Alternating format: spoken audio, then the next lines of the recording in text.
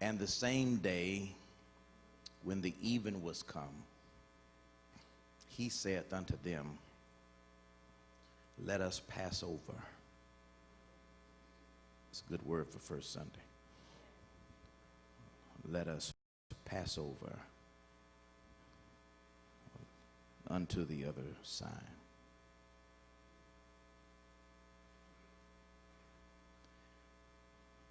Just want to talk for a few minutes, if you don't mind. The perils and promises of going to the other side. Perils and promises for going over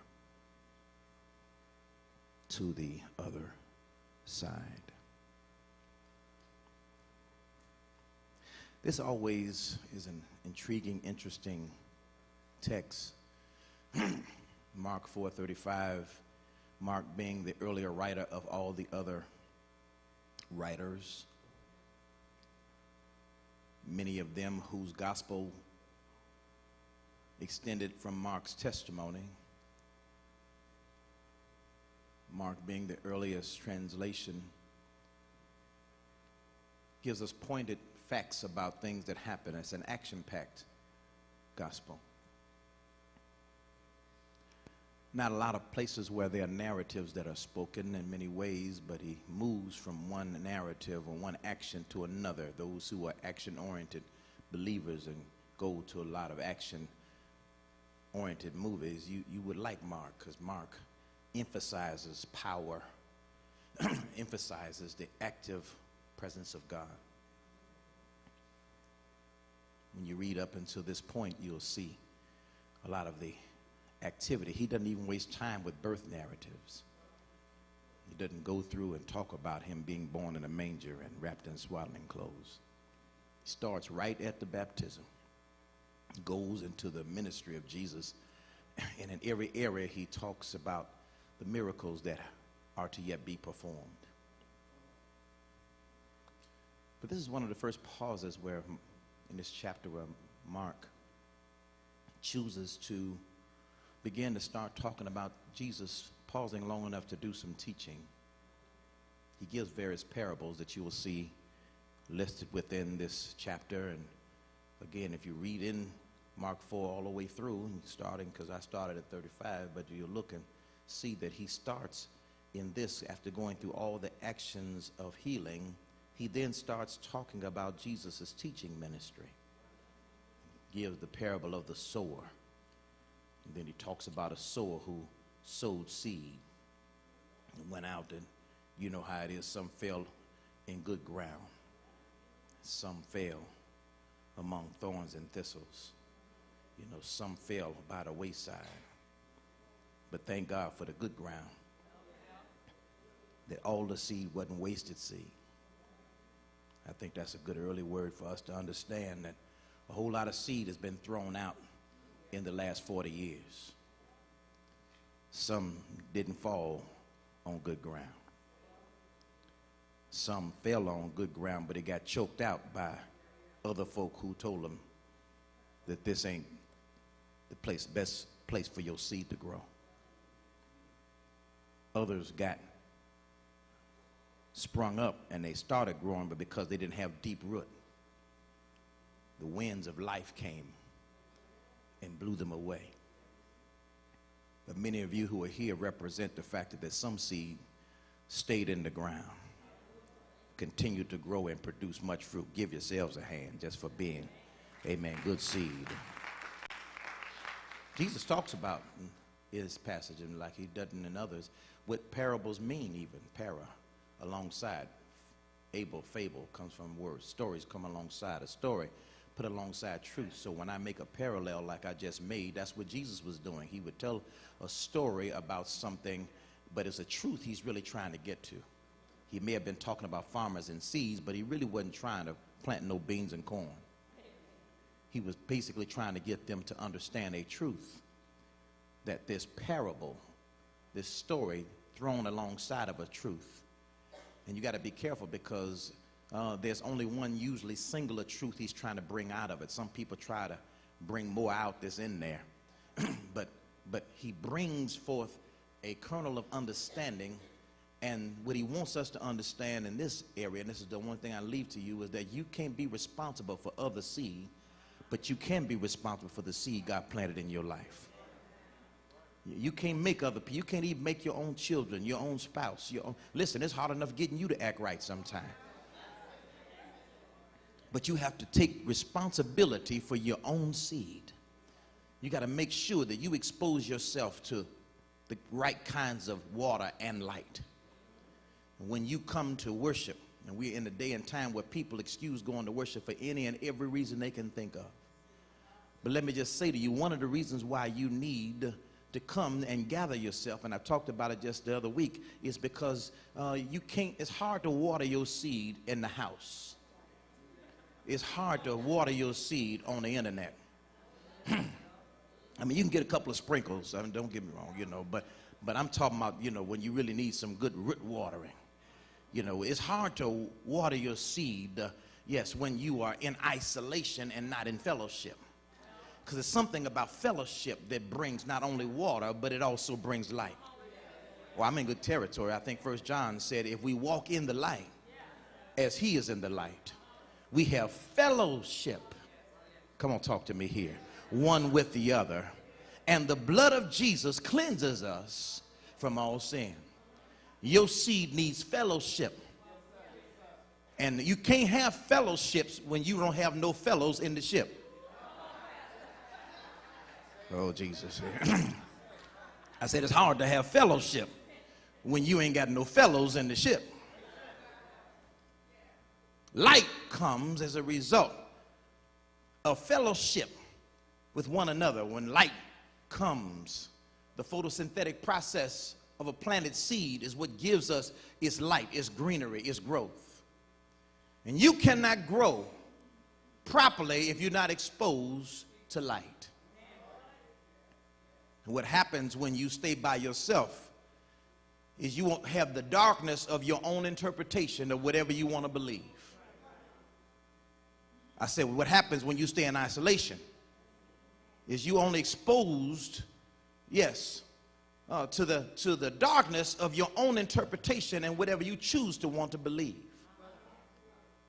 And he who has, or she who has, themselves as an expert can only testify that they have a fool for a teacher.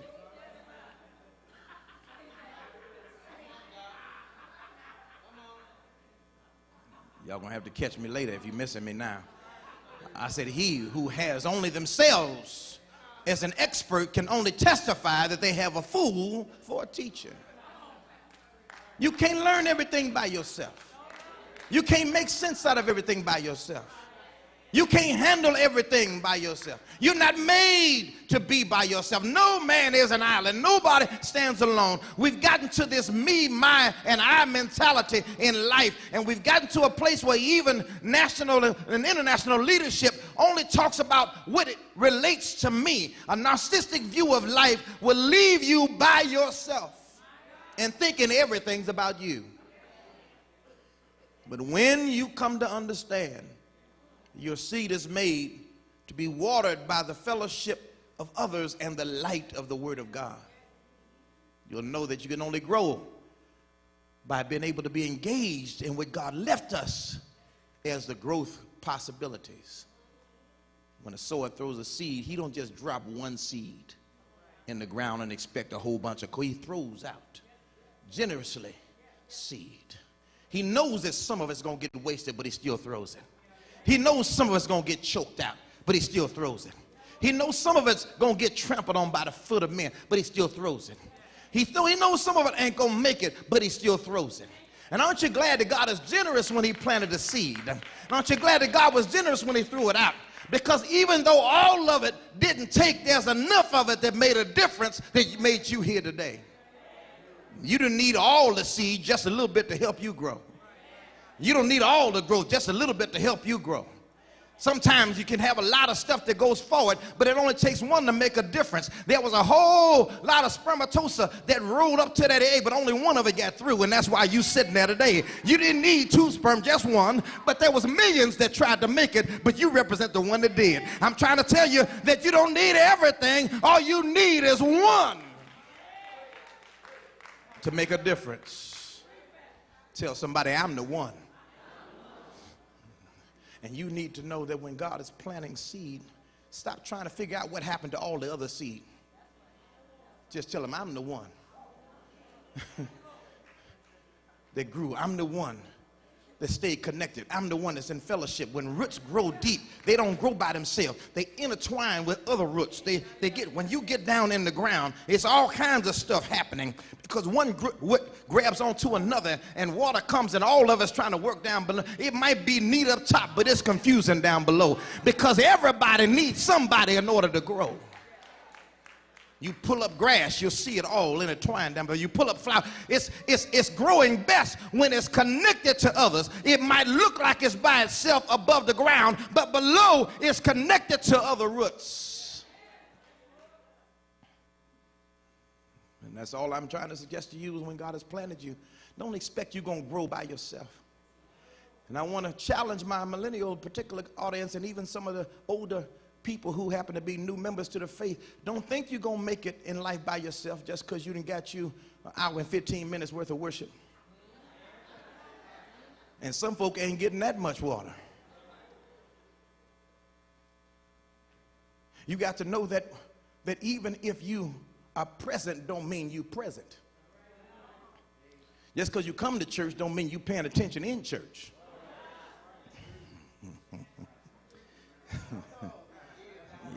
Don't add no more minutes to what I'm about to say here today, please. You got to not only be present, but present so that you can receive what you need. Jesus was teaching about the importance in these parables of being able to know how to make it as good seed. He talked about light placed in a basket under a bushel. He talked about cities that can't be hid. He talks about how to grow the seed. And he even talks about the fact you ain't even got to be a big seed.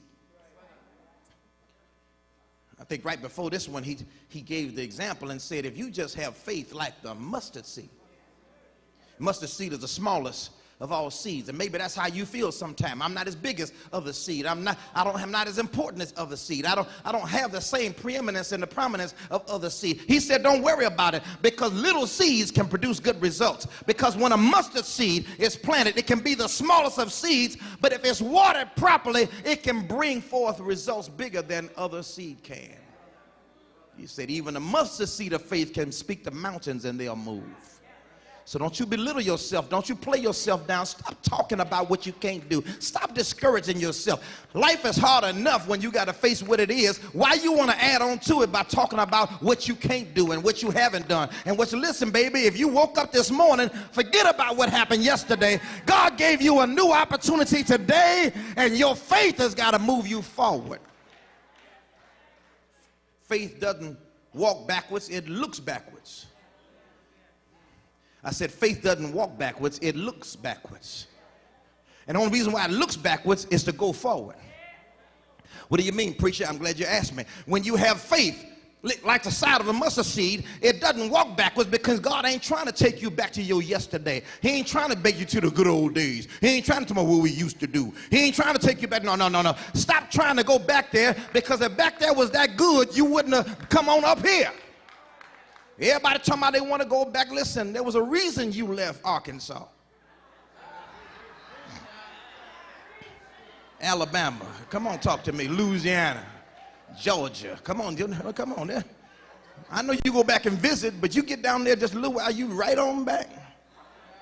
Unless you retiring, amen, and they got something for you free down there. But listen, the truth is, there's a reason why you migrated and moved. You were looking for something better on the other side. And when you get to the place where faith in your life gets active, what it does, watch this, it'll bless you if you catch it, it doesn't try to take you backwards. So stop trying to go back there. But it looks backwards and you see how far God brought you. It looks backwards and see that when they tried to stop you, you got through anyhow. It looks backwards to see that every time it looked like you were stuck like Chuck, God brought you, and he didn't bring you a mighty long way. He brought you every step of the way. So whenever you get to your present problems, just look backwards and see what he's already done, and then keep on moving forward and know that God will bless you in the future like he did in the past, because if he did it before,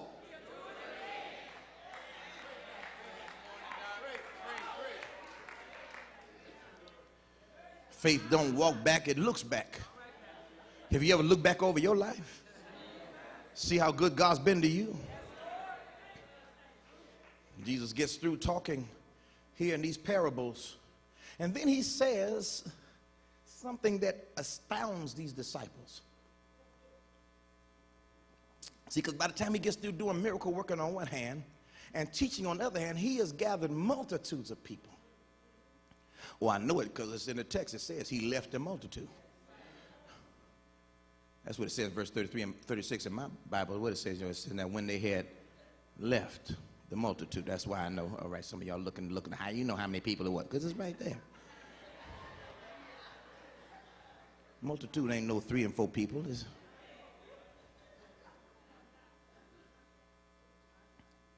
He had gathered a multitude of people, but he was willing to leave them.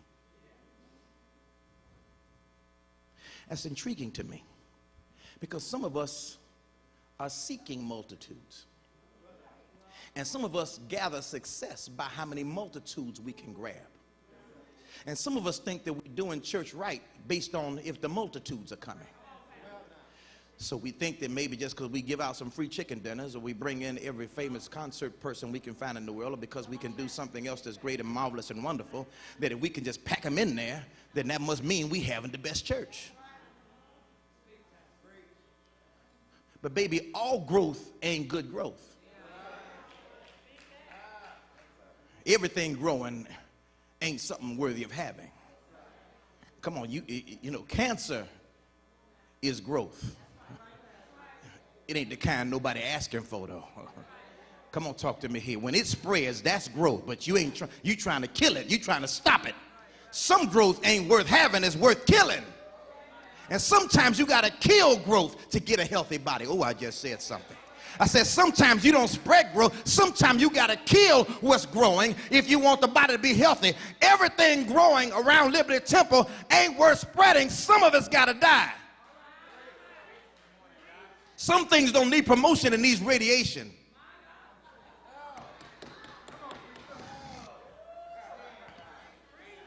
Some things don't need promo, it need chemo. Oh, God.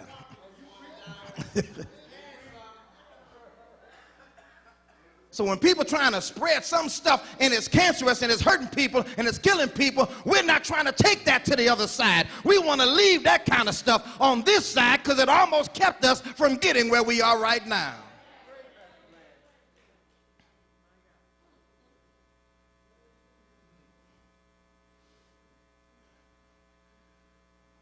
You leave your feet hanging down and fall asleep and got too much salt in your system and your foot's done swole. You can tell because when you put the same shoe on that you took off, you can't get it in there right there. That's growth. But it ain't permanent. Come on, elevate them for a while, amen. Soak them a little bit in a little Epsom salt, amen. Let somebody rub them for you a little bit, amen, with some gloves on, hopefully. But the fact is that, you know, it'll go back down, baby. So be careful of growth that's temporary. Because some of the stuff we do in church, you know, with these big bangs and big bashes and stuff like that, it's a good impact growth, but it won't sustain itself. And the only way you're going to keep getting impact growth to keep being impactful is you got to keep impacting people. You gave me a chicken dinner last week. I want a turkey dinner this one. Why does somebody got to pay you to do what God told you to do? Why does somebody have to bribe you in the face of somebody who's been blessing you every day of your life?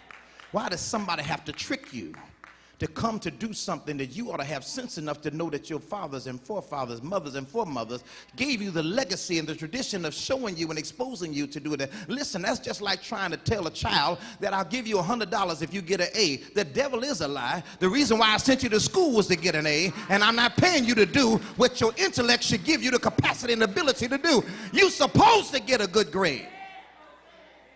Not paying you for doing what you're supposed to do. You think I sent you there for an F? Excellence should be in every child. And every member ought to want to grow to be what God would have you to be. And it shouldn't be no extra credit just because you came to church 2 Sundays in a row. You're supposed to be here every Sunday. What if God just woke you up on Sunday? That means you only get one Sunday, I guess. Because the other 6 days is enough to take you out of here.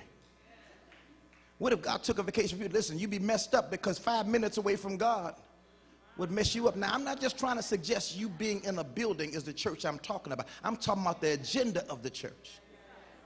I'm talking about the work and mission of the church, because sometimes it ain't church that happens. This is locker room part of church. It is part of it. You do need the locker room before you get on the field. A team is not likely to win if he just comes straight from the car, straight on the line. At some point, you need to get with the fellowship. Come on, talk to me. Get with the other players. You need to get and kind of get each other fired up, push some people and run into the locker, hit yourself or something. But you need to get some juice going so you can get out there and play. So when you come here, this is not the game, but this is the locker room, and we need each other. But when you leave here and the devil is hitting you on your job, hitting you in the community, hitting you in every aspect of your life, that's where the church makes the difference. And if we're going to go to the other side, we can't keep taking credit for good locker room experiences but never play the game. The other side. And the text suggests to us that at some point, Jesus is trying to say to them that you got to be careful and you got to know when you've been where you are too long. Travelers stop and take a rest, but just because you found a nice hotel don't mean you're supposed to stay there forever. Only way a person stays in a hotel and stays there forever is that if you forget where you're supposed to be going.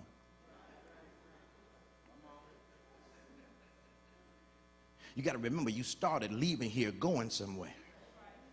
I stopped along the way to get some rest.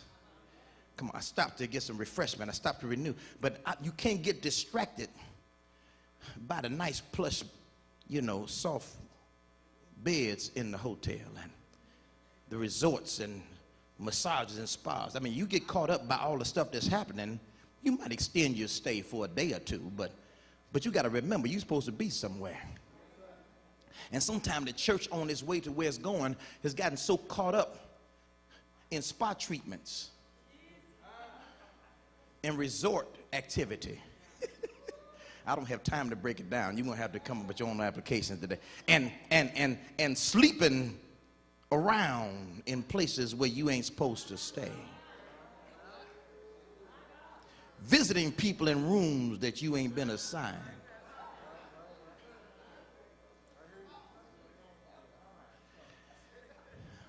All right, preacher said, let's go. Okay, let's go.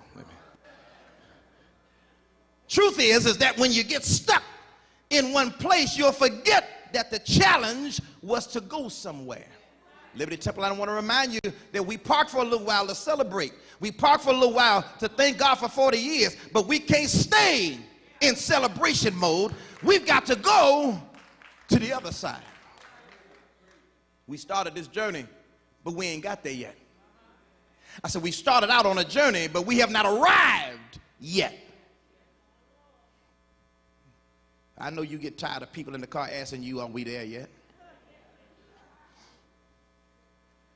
The truth is that you got to focus on the map and not on the riders. The other side suggests that wherever you rest and wherever you stop, you got to be careful of staying in one place too long. You got to know when it's time to go. Some writer said in the song, you got to make that move right now, baby. You can't linger when ministry is waiting. And one thing for sure is you can't let yesterday's success keep you from tomorrow's promise. Another point that's in the text that suggests to us is that you got to remember who's taking you to the other side. He said, let's go to the other side. Watch this. And Jesus is the one who's been doing the miracles. Jesus is the one who's been doing the teaching. So help me with the text, because I'm just reading it maybe just like you are. Now, if Jesus then brought me through all the way up through 4 chapters, none of these other people he called. Matter of fact, others of them he just called, the rest of them. They just got that. They ain't even been fully ordained good yet. I'm talking about the other disciples. So if Jesus has done powerful miracles, if Jesus has the place where, yes, when the crazy man came to church in Mark 1, he straightened out somebody crazy in church, not just outside, but he straightened out some crazy stuff in church. He healed Simon Peter's mother-in-law. You know, when you heal somebody's mother-in-law, I didn't say mother, I said mother-in-law. That means he cared about the whole family. When he gets to the place where he's even taken a time where he's teaching other people, and 4 men bring him their friend. And because he sees the faith of them tearing the roof off the sucker and dropping him down, he says, you know, I ain't seen this kind of faith. And he heals a man that even wanted on his agenda. He's doing all of this stuff and teaching. So you would think that when he says, let's go, then that means you following the one with the keys. You're following the one with the map, the one with direction. When my father said it's time to go, we followed him. Y'all missing what I'm saying, and y'all making me. And there's only 2 kinds of boats, Reverend Reeves, that they could have taken. I mean, you know, they could have.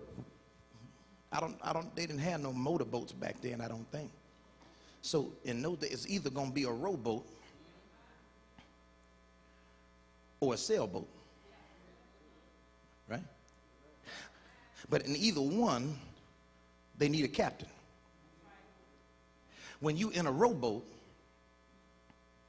that means there are people who are rowing,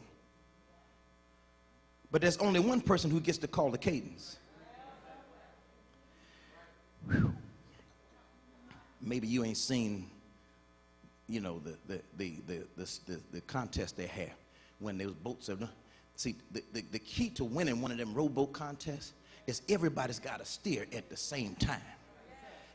The paddles got to hit at the same time to hit the water, and the waves got to move. And in order for them to hit at the same time, one person has to have the ability to call the cadence. As a matter of fact, the people who are rowing can't see where they're going. The people who are rowing got their back to the destination. The people who are rowing don't know which way they're going because their only focus is to. And the only person who can see is the one who's got the microphone. Stroke, stroke, stroke, stroke, stroke, stroke. But he can see where the danger is. He can see where the trouble is. He can see where the trouble is. But you just got to trust that you got your back to the situation. But faith needs to say, I trust the one who's calling the case. But if the usher board number 1 is going this way and number 2 is going that way, that boat's going to be in all kinds of ways. But everybody, and every ministry got a stroke at the same time. Every preacher got to be on the same cadence. Every deacon got to be on the same stroke. Every trustee got to listen to the same person. And when you get too many people calling the stroke, then you're going to have a stroke. Stroke. That's why somebody left your church. It's too many strokers. You just want to jump in the water and swim on your own. Who's calling the strokes around here? Come on, talk to me here. But in a rowboat, it ain't but one calling.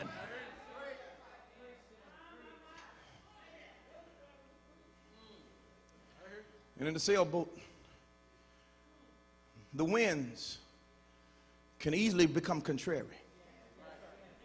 But it takes a master who knows how to navigate contrary wind. But let me just say to you, you can trust the fact that Jesus knows where he's going. And he knows what's going on. I got to quit here now. Because the fact is, if he said, let's go to the other side, he must know where he's going. I mean, he wouldn't have said, let's go if he didn't have someplace to go. But what bothers me is in the text, it says, he said, let's go to the other side, which means he can't get on but one ship at a time. So if he can only get on one ship at a time, Dwayne, help me with the math. It says he got on, and it says, and there were other little ships. I used to be slow too, Lisa. That's why I'm trying to, so they don't hear what I'm saying. So can I talk to you? Can I talk to you, man? Lisa, let me tell you. Check this out, Lisa. Jesus is saying, let's go. All right? He said, I'm going to the other side. He invites them to come with him. So that means it should only be one boat. So if Jesus is on one boat, where them other boats come from? Oh, hi, how y'all doing? The reason why some folk can't never make it to the other side is because some people don't trust Jesus to make it through. They just say, we'll go, but we're going on our own ship. We're going to go, but we're going to go where we can talk to each other. We're going to go, but we're going to go with a group where we can pick a captain and we can elect a leader. And we know, because if we don't like where you going, we can take our boat and go somewhere else. We're going to go. You don't need no more other ships when you're riding with Jesus. Just the old ship of Zion. It gets rocky sometime. It gets stormy sometime. You'll be up and down sometime. But baby, stay on the boat that Jesus is on. And some of y'all then got on some of these little ships, but I will give you some clues. When the storm is over, you don't hear about them no more.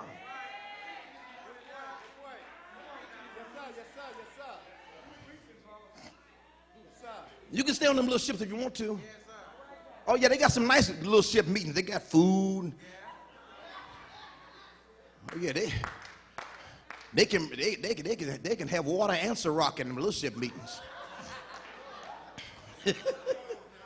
They can have their own agenda. They don't need no balance. Listen, they can do what they want to do. But be careful of riding on the boat that Jesus ain't sailing. Or somebody he's left in command.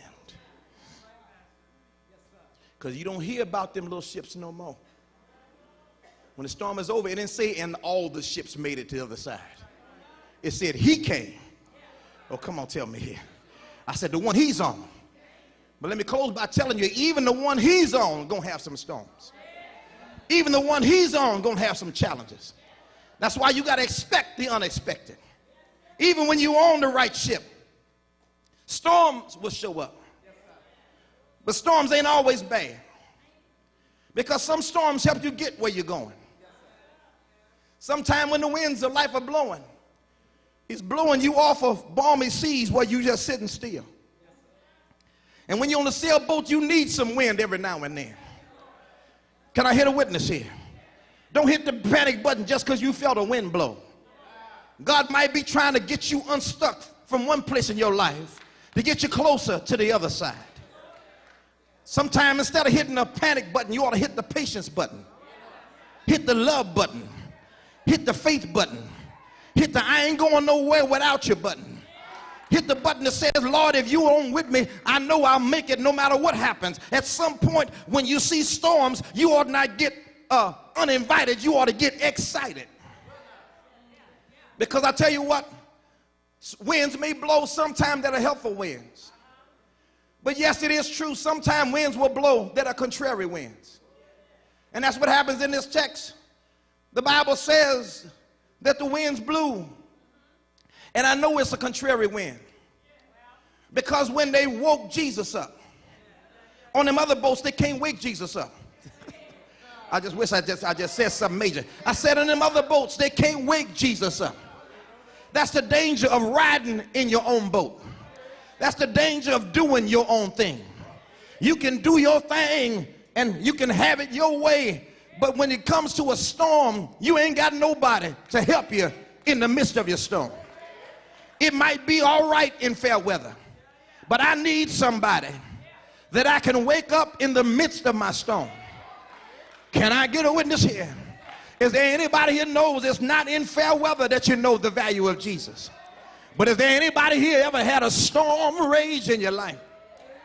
Some things you can believe, yes, when you were in fair weather situations. Yeah, but you ain't been through a storm yet. But let's fool around and lose enough money. Fool around and lose the right relative. Fool around and get to the right frame of bad health. Can I get a witness here? Is there anybody in Liberty Temple that's ever been through a serious storm? I'm talking about a storm where you don't know if you're going to make it through this one. I'm talking about a storm if you don't know if you live to see another day. I'm talking about a storm that keeps on raging in your life. Can I get a witness here? Tap your neighbor on the shoulder and say, I know what he's talking about.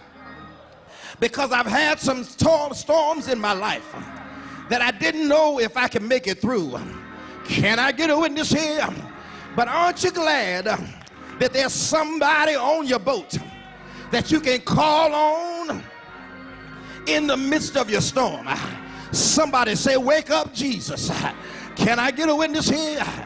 I'm so glad that in the midst of my storms, that he's close enough that I can go find him.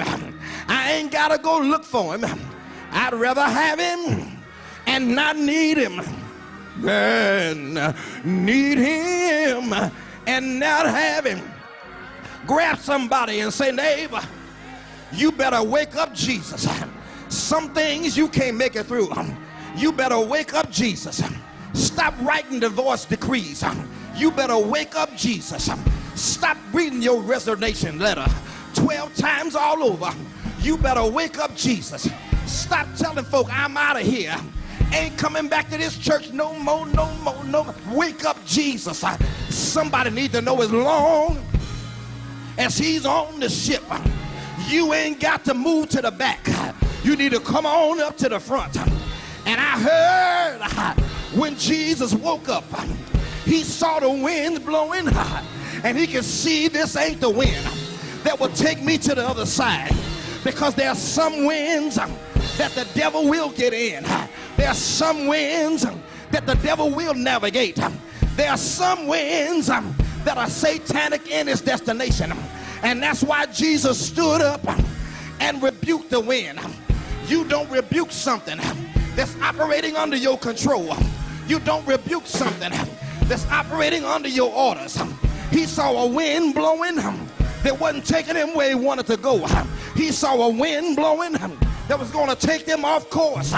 He saw a wind blowing that could have killed them all. He wiped the sleep out of his eyes. And Jesus couldn't have done it by himself. He had to call on the Christ in him. Sometimes it ain't your humanity. It's your divinity that caused the situation to change. Jesus was asleep, but Christ was always woke. Jesus was laying down, but Christ was always watching. Jesus was down in the hinder part, but Christ is always on top. What's on trying to take you out? He stood up, and Jesus Christ ain't his first and last name. It's his humanity. When it hooks up in his divinity, it's like a superpower. It's like Clark Kent going in a phone booth. It's like Batman putting on his hood. Can I get a witness here? When you see a superhero, they got a natural order. When they're just an ordinary person, but then they come back out with superhuman strength. Have you ever found yourself with more strength than you thought you had? When Jesus wakes up in you, somebody say, wake up, Jesus.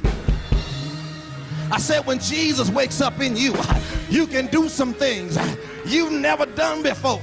You can rebuke some winds that's trying to blow you out of the water. You can stand strong when you wake up to Jesus in you. Somebody say, wake up, Jesus. And when he wakes up, He'll speak to the wind and it will obey.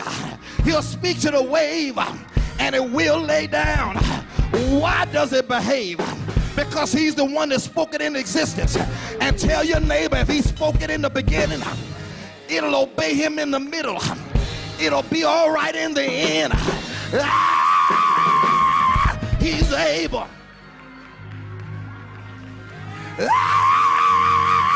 He's able. He's able. Ain't he all right? Ain't he all right? Ain't he all right? Ain't he all right? Won't he do it? Won't he do it? He'll say peace and everything will be still. Won't he make a way? I say, won't he make a way? Say yeah.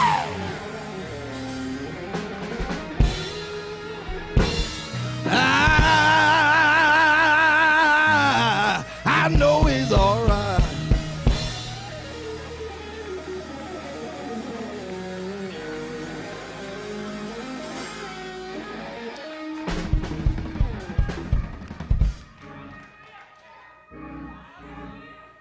Though the storms keep on raging in my life, and sometimes it's hard to tell the night from day, still my soul is anchored and reassured that it's anchored in the Lord. Question not is, can you stay away from storms? You can't, baby. They come in the most unexpected places. Somebody asked the question the other day, how come it seems like it's raining so much right now? The meteorologist says, well, we got some warm weather colliding with some cold weather. And when the two of them collide and hang over, storms are produced. Let me just say to you, Liberty Temple, we're coming from some warm weather days right now, but there's some cold fronts coming. I said there's some cold fronts coming. They came in the first 40. They're going to come in the next 40. And sometimes it'll rain and it'll look like it's going to stop. But let me just say to you, the problem is not whether or not there'll be storms. The question is, do you have the right anchor? And do you have the right captain? Because if your soul is anchored in the Lord and he remains the captain of this ship, somebody tell about 3 or 4 people, it's going to be all right. Tell them it's going to be all right. It's going to be all right, because on the other side, reason why I had you read Mark chapter 5 verse 1, all you had to read is in the next chapter, they came to the other side. That's all you have to know. We'll preach it another day, but they did get to the other side. And the reason why they got there is because there was ministry on the other side. There's a crazy man over there he had to work with. There's a woman over there that needed some help. You read Mark chapter 5 and further, you'll see all kinds of people who needed help. And the reason why he had to leave this side to get to the other side is because there's more ministry to be done, more people to be helped. Liberty Temple, we can't stay on this side. There's some new people who ain't never been to church on the other side. That's why he bought us. There's some people who've been to church but got to come back on the other side. There's some people who have not had the opportunity to be able to have the same experience with God that you have had. I know he's the captain of my ship. How about yours? Well, everybody doesn't have that testimony. So let's go to the other side. And it's worth all of us going if it's only one person over there to help. Doors of the church are open for somebody who wants to come to the other side. Out of church, out of Christ, out of fellowship.